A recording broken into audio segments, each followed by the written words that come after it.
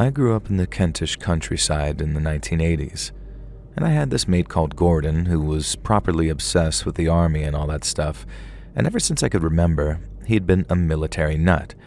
He was the type of kid who played with little plastic army men, collected action dolls, and spent his pocket money at the wartime memorabilia shop in town. He had Airfix model kits of 1,000 different tanks and planes that he meticulously glued together in paint. And I tried to make a couple of kits one time and just got glue everywhere, and my paint applications would have made a Warhammer fan weep. Gordon's grandpa Derek was a World War II veteran. He lived alone in a little ground floor flat, and Gordon and I would often go visit the old man on a weekend. He was a genuinely lovely fella. Imagine the classic loving grandpa archetype, and that was basically him. My parents and Gordon's parents were friends, and my nan and granddad were friends with Gordon's grandpa Derek, and so it was never considered strange that Gordon would bring his friends over to visit Grandpa Derek, especially me. Now don't worry, this doesn't end with Grandpa Derek being outed as some nunce or anything. He was a lovely man, right up until his death in a nursing home in the 90s. Alzheimer's is a real bummer. Now, the issue you see was with Gordon. It was pretty obvious, even to me as a kid, that Grandpa Derek didn't really like talking about his time in World War II. He especially didn't like how excitable and bloodthirsty Gordon would get when he asked his grandpa repeatedly about those he'd killed. I'm sure Grandpa Derek had lots of thoughts about his grandson's idolation of the war, but he was a loving grandpa who didn't want to upset a little kid, so he just smiled and told whatever stories his PTSD would allow. When the event I'm going to talk about happened, Gordon and I were maybe 10. It was a Saturday, and we'd been to visit Grandpa Derek along with our third friend, Eugene. Eugene wasn't one of Gordon's preferred friends. He kind of tagged along with us and complained about everything, and I understood why Gordon didn't like him, but I did. Gordon was in the mood with me that day for letting Eugene hang out with us, but after we'd visited Grandpa Derek, he kind of perked up. I had no idea why, but I knew that it had something to do with the fact that he disappeared off into the storage room in Grandpa Derek's flat while we were there. After Grandpa Derek's, Gordon led us out into the woods to play. We had a sort of tree fort thing that we were building there that summer, and this was the first time showing Eugene. Eugene whined and moaned all the way through the undergrowth, of course, complaining about brambles and thorns and branches and midges and pine cones. When we got there and he saw our cool fort, Eugene got excited and we played soldiers for a bit. Of course it was soldiers. Gordon only ever wanted to play soldiers, rampaging through the forest with stick guns, pretending to kill each other in a myriad of gruesome ways.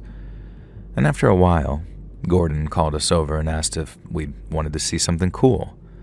Of course we did. So he grabbed his backpack, reached into it, and produced 2 items that forever changed my life. One was a gun, which I would later discover was a Luger P08, and the other was a grenade. There were always stories in the news about kids finding live grenades in fields or things like that, and we'd even have an assembly about it when a guy had found one near us. Even if we hadn't, though, I would have recognized what it was because Gordon was so obsessed with war and weaponry, so I also immediately recognized the fact that it was missing the pin. I was concerned that this meant that the grenade was live and dangerous. Eugene wasn't just concerned. In that moment, he was petrified. He pointed at the grenade and actually shrieked at Gordon that it was going to explode at any moment, and that Gordon had no idea how dangerous that thing was that he held. He could kill all of us with it. And I'll never forget the smile that crept over Gordon's face. "I know," he said. Eugene and I looked at each other, exchanging a silent agreement not to make any sudden moves. Gordon carefully tucked the pistol into his jacket pocket and gripped the grenade. "If I press this lever, it'll blow us all up," he said. Now, being the voice of reason, I told him, maybe don't do that, and Eugene just yelled something else. Gordon was looking wistful, talking about how if we blew up, we'd be heroes, dying heroically in battle, he said. I pointed out that it's only a battle if there's an enemy, that it would just be us dying in a stupid accident. Eugene was starting to get frantic, and I could see him glancing over his shoulder like he was getting ready to run. I was genuinely terrified that if he did, Gordon would throw the grenade and just blow us all up. "Please, Gordon," I said. And Gordon gripped the grenade tighter, and now he was talking about honoring his grandpa Derek's fight. What? I thought. This kid was mental. And I told him as much, and Gordon just stared at me and stepped forward menacingly. I didn't stop to think. I grabbed the grenade out of his hand and flung it, and then I braced myself for impact. Silence. We all stood there frozen for a moment, and then Gordon started laughing like a maniac. "It was a model! It's fake!" I stared at him, absolutely astounded and speechless. The whole thing had been a prank. Serious, po-faced Gordon had pretended that he was going to kill us all as a prank. That was awesome. I started laughing too. Eugene didn't really see the funny side, but even he was keeping his calm. I think we were both just relieved that our friend wasn't actually mental and we weren't going to die. I shoved Gordon in the shoulder, kind of just good-naturedly, and he laughed and sort of stumbled backwards. Something fell from his jacket pocket, and I heard the clunk of metal, then a loud, echoing bang that made my ears immediately ring. Gordon's face went white. Eugene crumpled to the ground, almost in slow motion. I turned to look at him, mouth agape.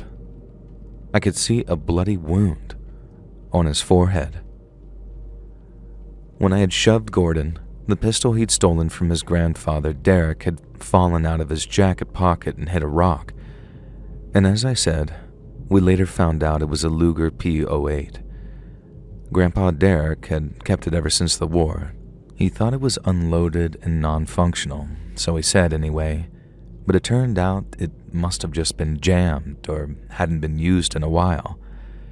Hitting the rock caused it to discharge, and the angle that it fell meant that it shot Eugene right square in the middle of his forehead. And shockingly, Eugene was fine. The wound looked nasty, but in actual fact, the bullet had grazed him and ricocheted off the hard, bony part of his forehead. It turns out it can actually be quite hard to lethally shoot someone in the head, but nevertheless, Eugene was incredibly lucky here. It also turned him into the coolest boy in school, a reputation he maintained from then on. And we're still friends to this day, old geezers ourselves now, I guess, and Gene often jokes that being shot in the head as a kid was the best thing that ever happened to him. Grandpa Derek managed to avoid any real trouble for owning that gun. This was quite a while before UK gun laws became a lot stricter, so he got away with a bit of a telling off from the Rosers and his daughter, Gordon's mom. Gordon was in the absolute doghouse, though. His parents made him get rid of all of his military models and toys, and they banned us from visiting Grandpa Derek without adult supervision, mostly for Grandpa Derek's protection, really. Thankfully, things ended up okay, and Gordon grew up to become normal, a well-rounded adult. And the incident and the punishment absolutely put him off any and all interest in the military, though, and the kid who always insisted that he was going to grow up to be a soldier ended up as a manager at Sainsbury's. Gene and I still keep in touch with him, and Gene takes great delight in never letting Gordon live down the time that he shot him in the head.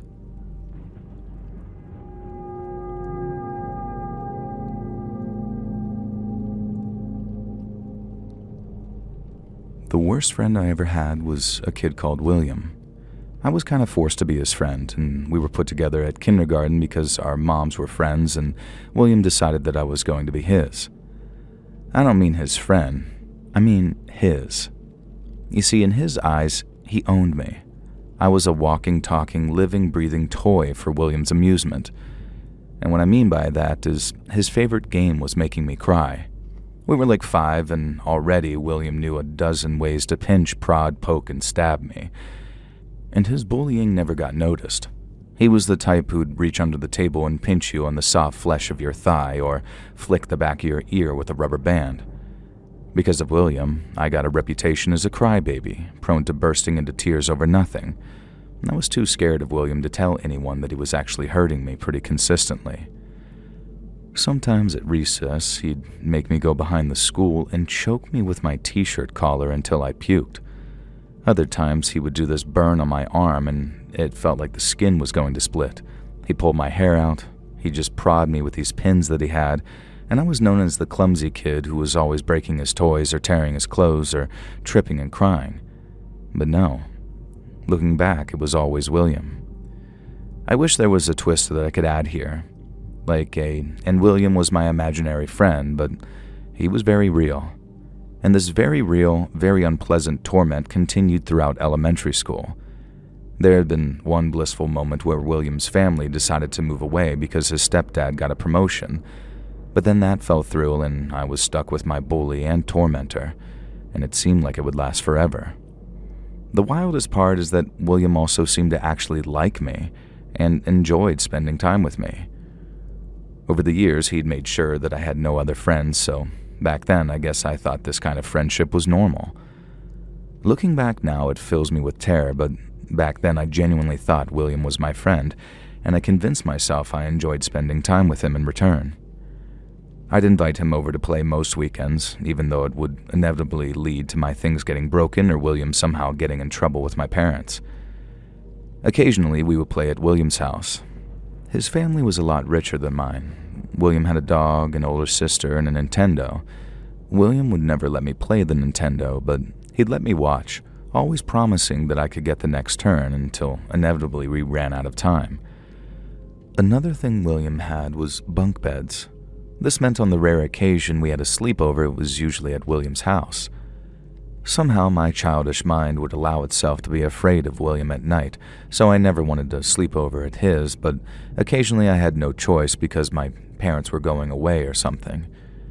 My mom and William's mom were friends, like I said, so William's house was always the first choice if I had to stay overnight somewhere. We were 8 and 9 when this happened. I was the older of us by just a few months, and it was the middle of the night. When I slept over, William let me take that top bunk, and this seemed really exciting to me as someone who didn't have a bunk bed. But later I realized it was because William always slept on the bottom bunk because he was afraid of heights.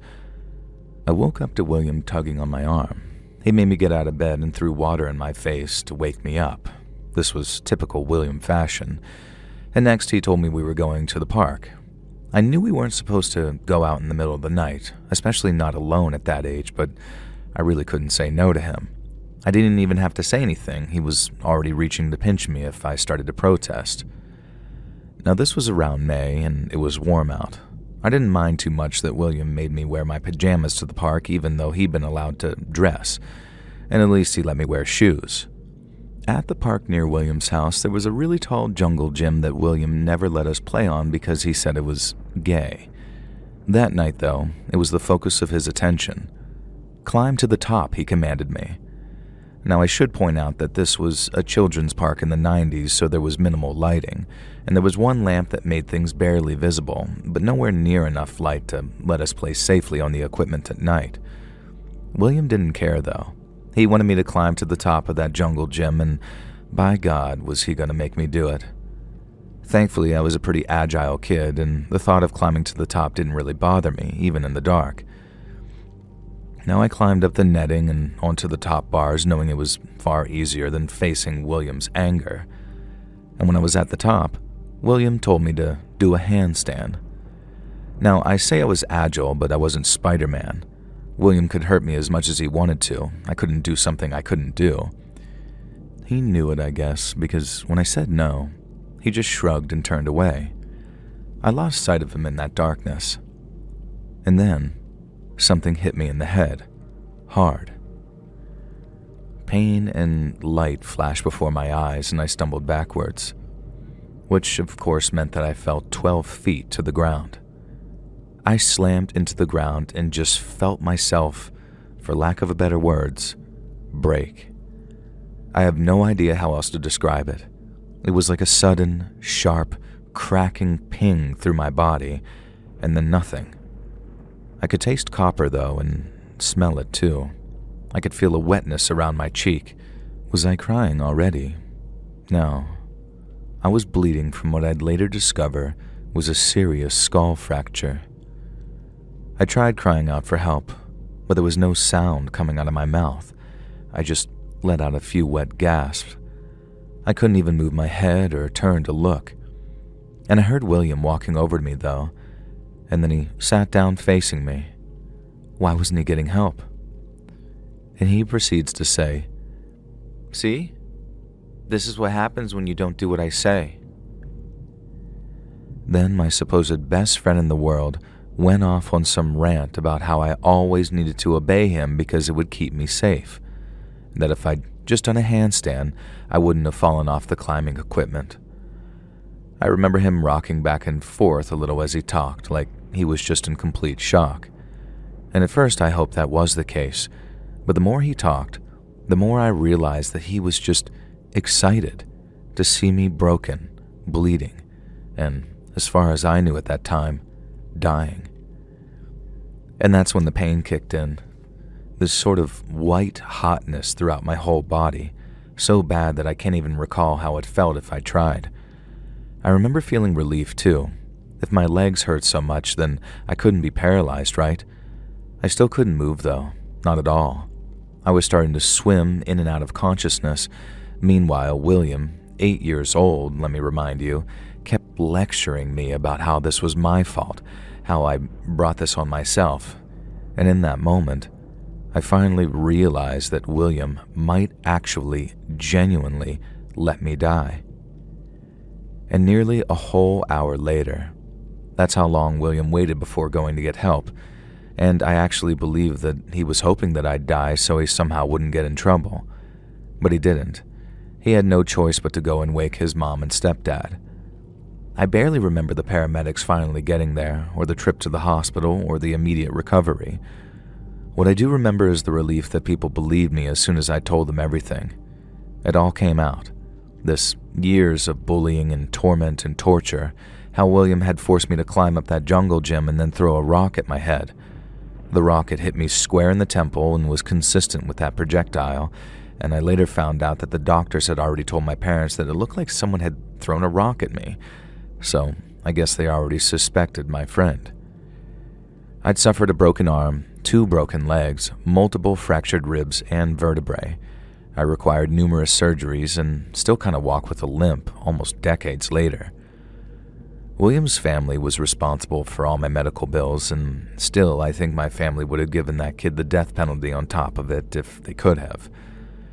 He didn't get sent to juvie or anything, but his mom and stepdad sent him away to some kind of long-term behavioral camp for troubled kids, and apparently he was the youngest kid ever to get sent there. A few years later, William wrote me an apology letter. I didn't even want to read it. My parents let me throw it on a bonfire, and I'm forever grateful to them that they didn't force me to accept his apology, because refusing to do so was an incredibly healing experience for me. I could have never believed his apology was genuine, not after having to lie there bleeding out on the ground as he lectured me about how my fall was my own fault. Now, I don't know what became of William, and I don't want to know. This is the first time I've talked about the experience in years, and to me, the best revenge on William is to treat him as an insignificant footnote. But, William, if by some chance you're also a Let's Read listener and you hear this, then I want you to know, you almost killed me.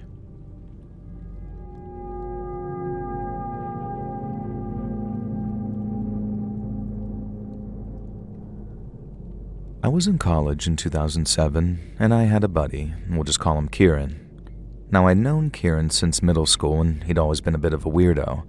He also had to be alternative, but in a way that felt very forced, like he was being different for the sake of being rebellious and different.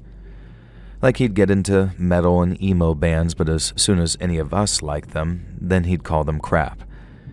He had a raging hate boner for Metallica, who he saw as the biggest sellouts of all time, and he'd do weird performative stuff like buying Metallica posters just to tear them up.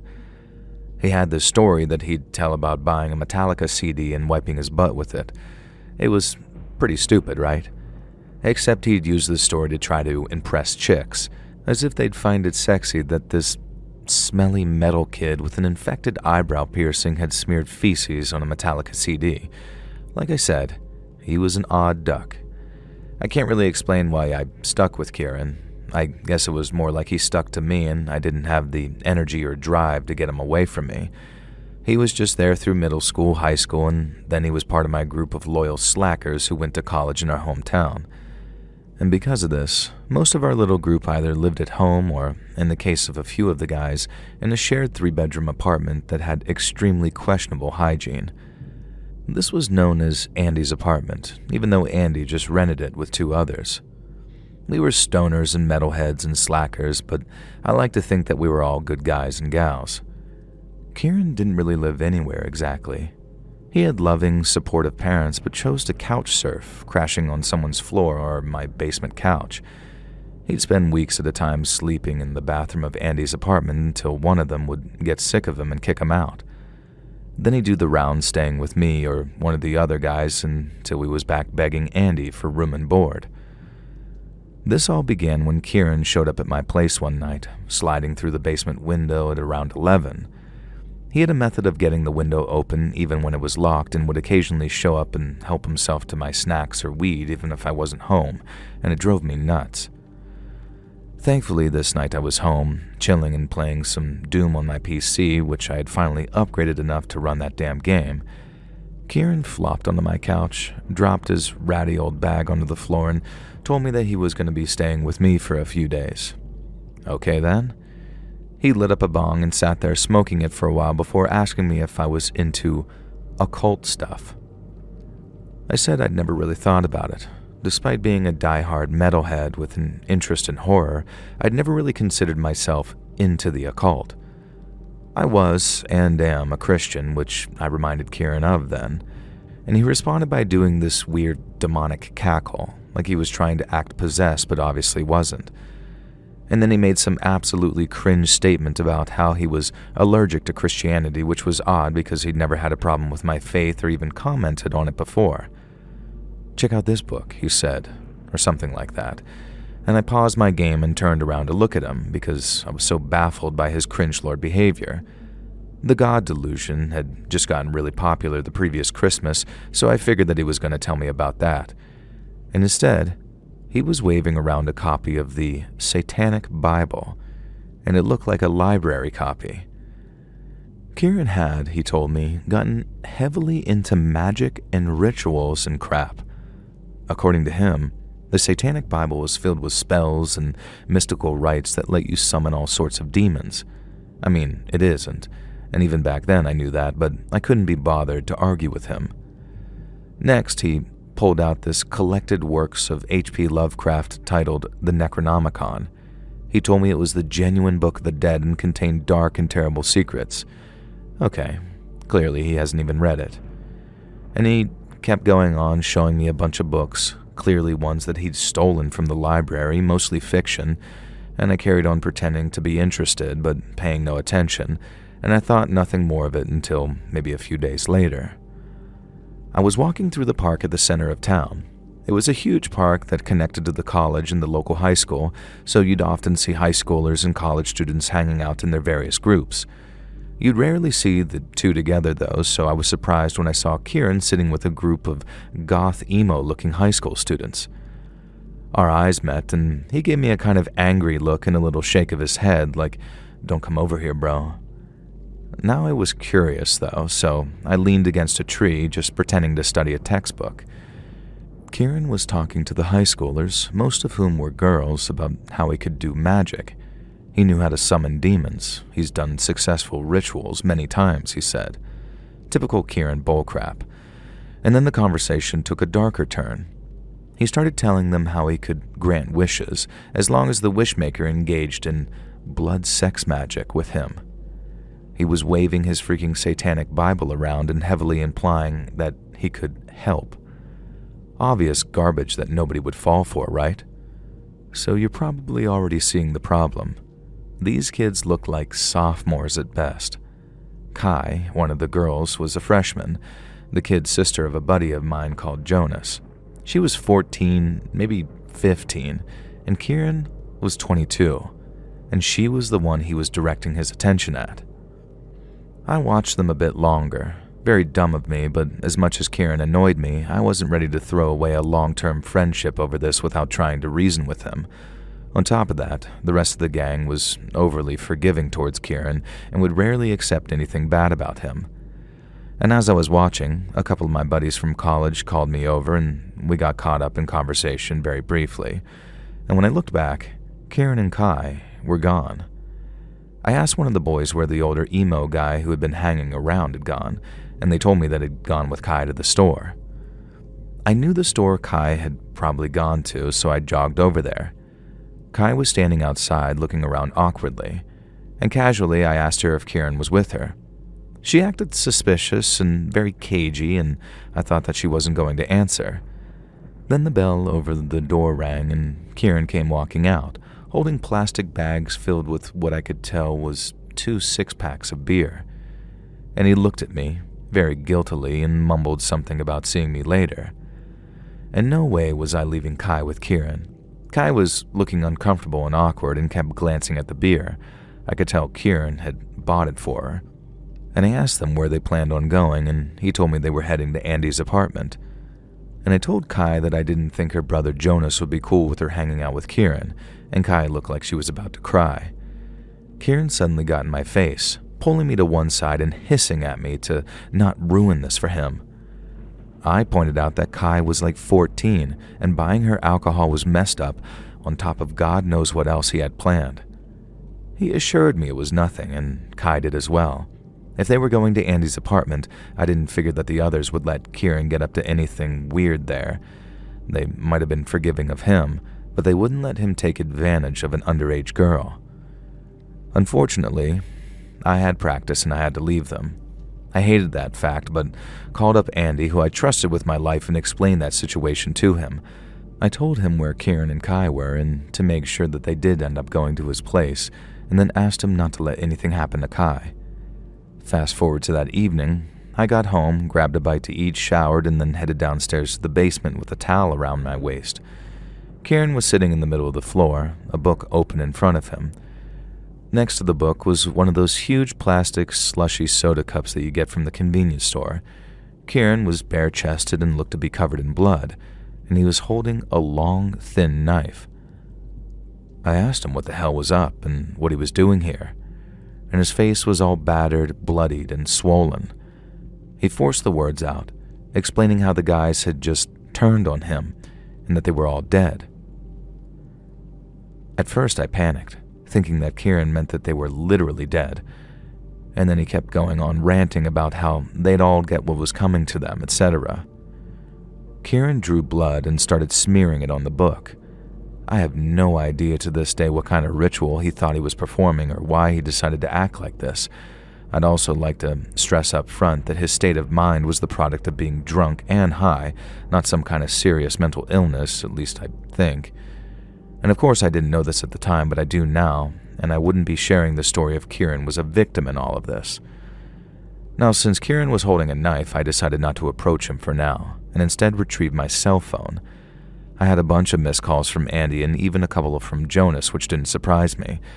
I called Andy back and he explained that Kieran had brought Kai over and tried to get her drunk.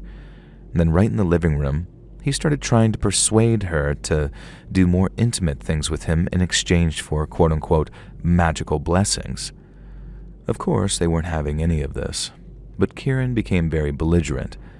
The guys called Jonas to come get his sister out of trouble, and when Jonas turned up and found his drunk, stoned 14-year-old sister with Kieran, all he saw was red. After being beaten up, Andy said Kieran had fled, and I explained that he was in my basement doing blood rituals. And after laughing their ass off, Andy'd offered to come help, and so that's how Andy and I spent the evening wrestling some drunk, stoned, bloody Kieran out through my house and hurling him unceremoniously onto the lawn. We told him in no uncertain terms that he was no longer welcome around any of us, and if we even heard that he'd been trying to hook up with those high schoolers again, we'd make him wish that he'd never been born. And then Andy helped me add a new, strong latch to the basement window. Kieran became something of an infamous figure around town over the next 15 years. Thankfully, I never had to deal with him again outside of some evil looks, but he went on to become the town creep, basically. All sorts of dark rumors swirling around him, but they're mainly of the predatory, creepy, loser weirdo kind. And thankfully, he never succeeded in his attempts at blood magic or seducing high school girls.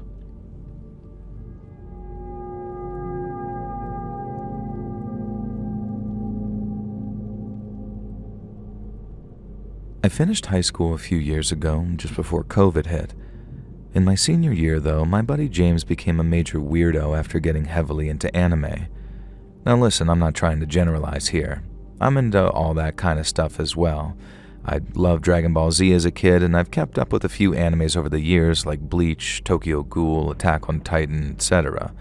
I love Akira and Ghost in the Shell as much as the next man, and Spirited Away is my favorite movie of all time. Now, I'm not here to dunk on James for liking anime. The problem is the kind of anime he became obsessed with and how it changed him as a person. I think you can probably guess the type. I won't go into details. It happened after he broke his leg just before summer break leading into our senior year. He was immobile, so he spent the whole summer just shut away in his room, watching anime and posting about it online. At first, I thought it was great. I was the one who'd tried to get him into a few shows previously, but then his tweets and Facebook posts got weirder and weirder. And like I said, I won't go into details and give examples, you just can imagine the kind of weird waifu types of posts, just strange and a bit perverted. Now he's always been kind of a milady nice guy type, but harmless with it. He was a bit of a goofball, just a sort of silly, fun guy. And after that summer though, he was downright odd. He'd also gotten some kind of job working online, so between a lack of going out and an increase in disposable income, he'd developed the means to start a particular collection. I first saw it when I got back from a European vacation with my family. I'd been on vacation for just over 3 weeks, so I hadn't seen James in that time. I dropped by his house to check in on him, and it turned out to be the day that he'd had his cast removed. He was back on his feet, so to speak. James led me up to his room and proudly displayed his brand new wall of shelves filled with anime figurines. They weren't normal anime figurines, no. They were all girls, and most of them were in various states of undress. James told me that the collection was displayed in order of when he'd first bought them, and I could see a noticeable uptick in explicit imagery as I went down the shelves. It started out with just girls, then girls in bikinis, and then girls wearing less than bikinis, and then girls engaging in, well, acts. James was super proud of his collection, and I almost thought he was trolling me, if not for the fact that he clearly spent thousands of dollars on these plastic girls. It made for the most painfully awkward, uncomfortable afternoon.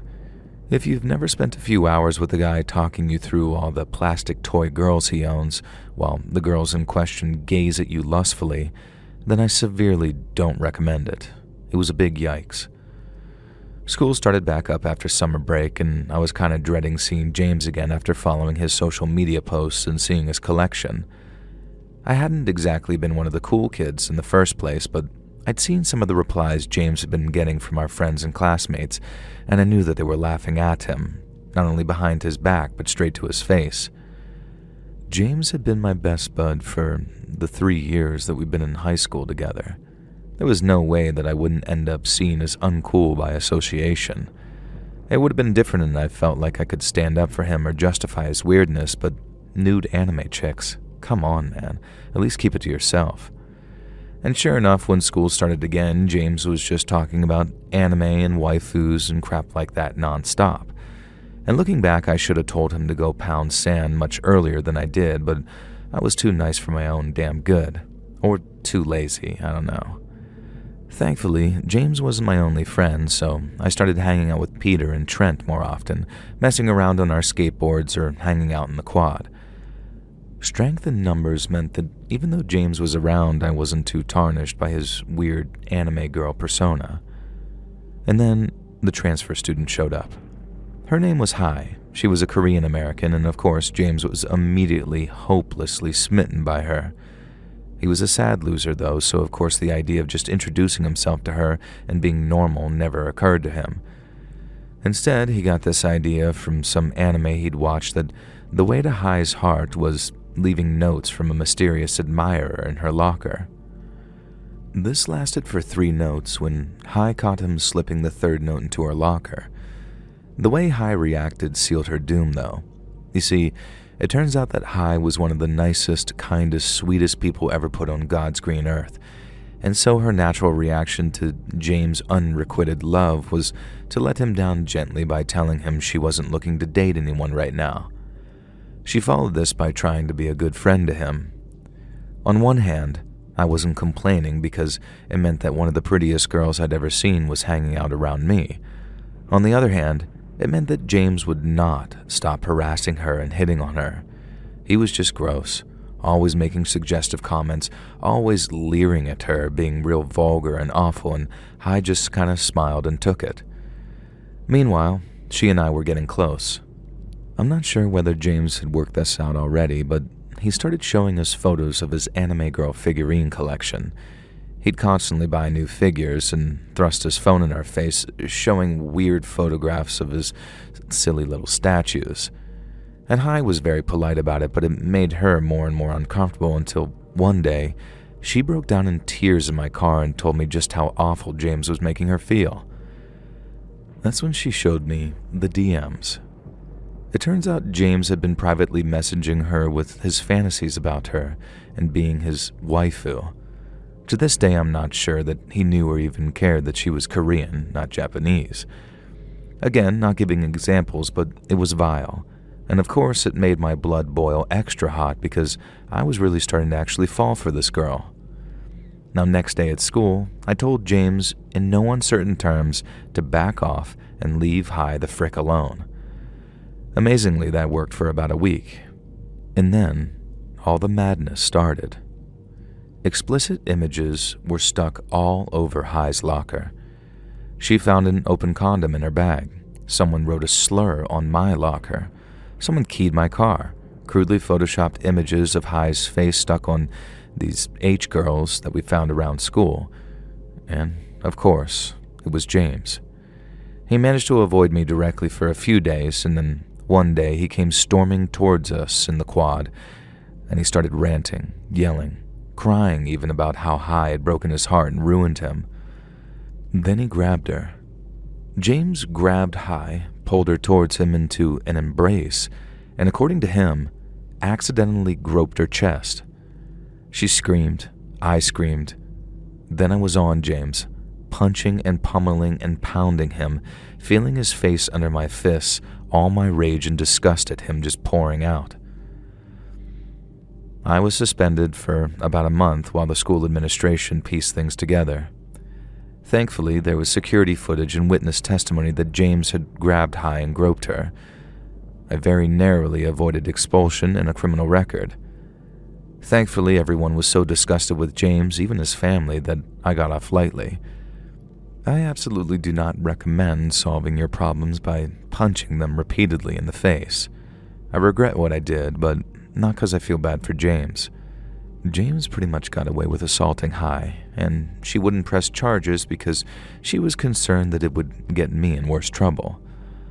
Honestly, she was probably right, but I hated that creepy anime James basically got away with it and had nothing more than a bruised face and a deservedly damaged reputation. At least he eventually transferred schools, and via some Facebook stalking, I had the satisfaction of knowing that he didn't graduate that year and actually had to repeat his senior year. I know the story would be a lot scarier from Hai's perspective, but, and I kid you not, she feels bad for talking smack about James, so she asked me to send this in from my perspective instead. And in case you're wondering, Hai and I are still together 6 years later, and as for James, we can only guess.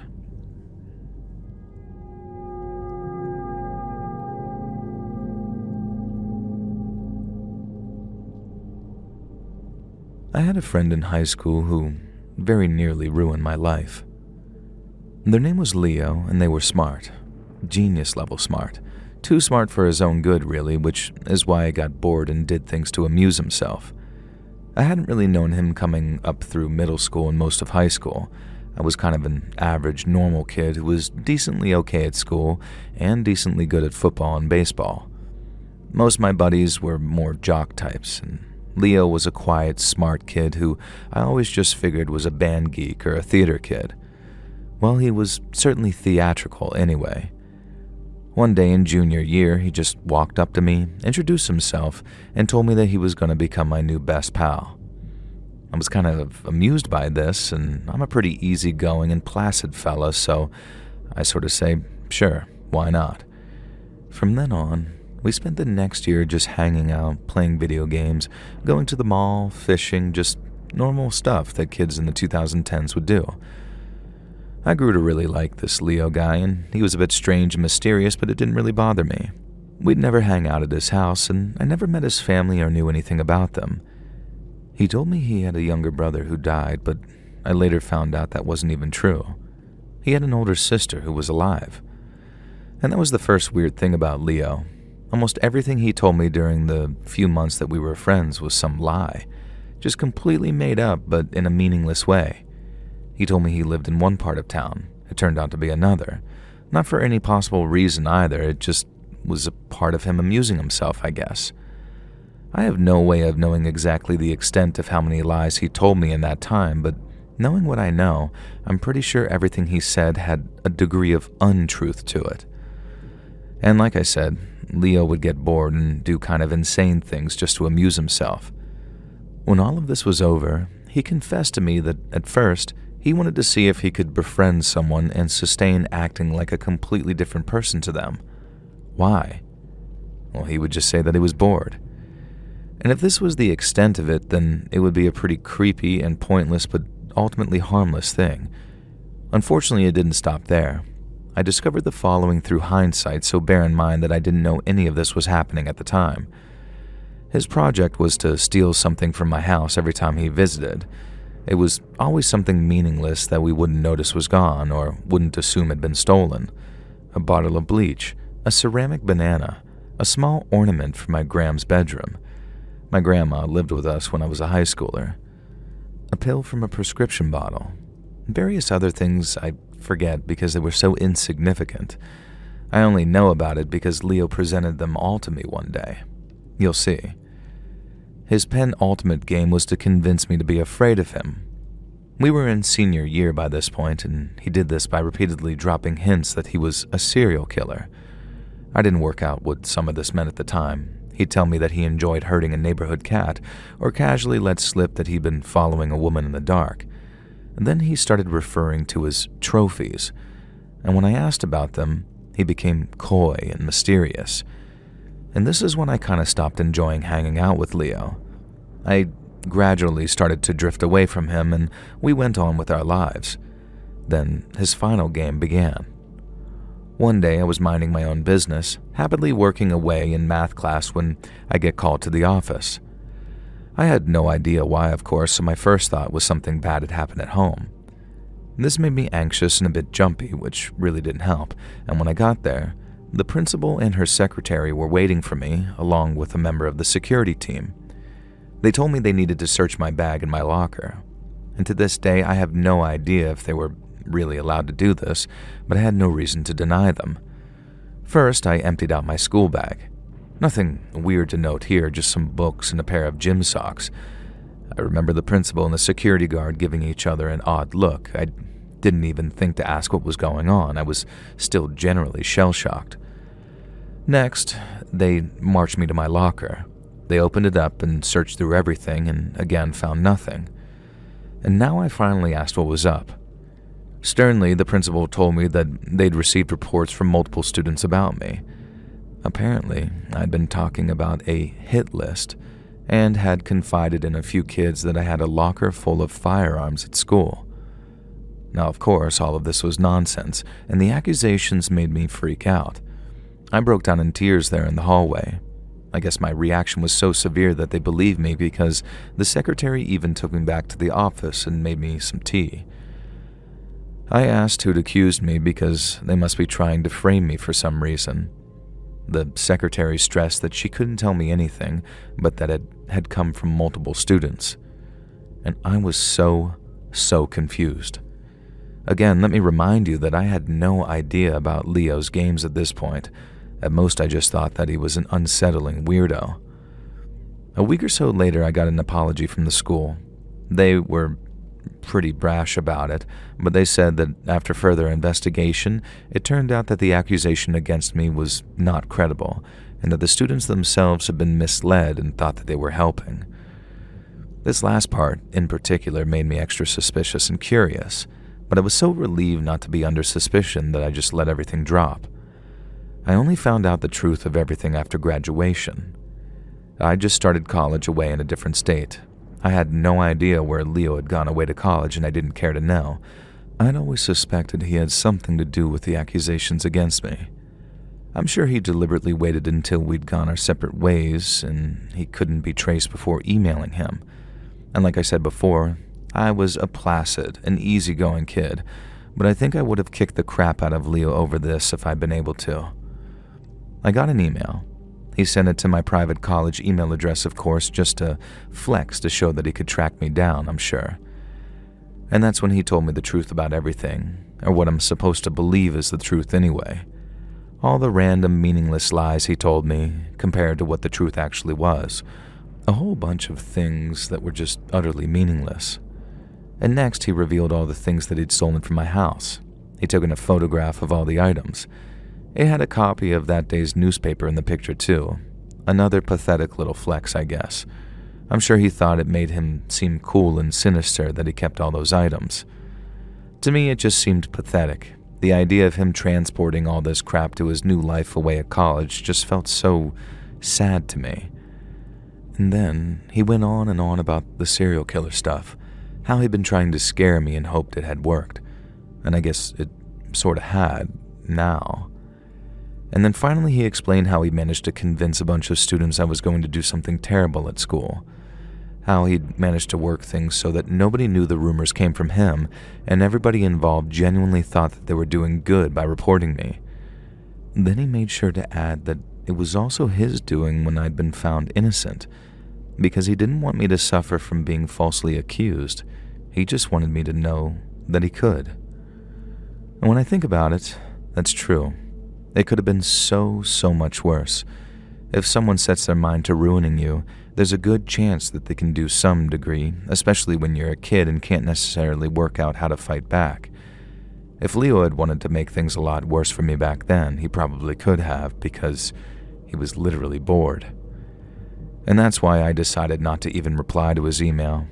Let him get it out of his system and forget me. And I never did hear from him again. It's been quite a few years now, but anytime something goes wrong for me, I have to wonder. Anytime something happens that I can't explain, my first thoughts go to Leo. Is he back? Is he screwing with me again? Has he thought of another game? I have no idea what became of Leo since he last emailed me, but I hope he's occupied. I really don't want to find out what happens if he ever gets bored enough to remember me again.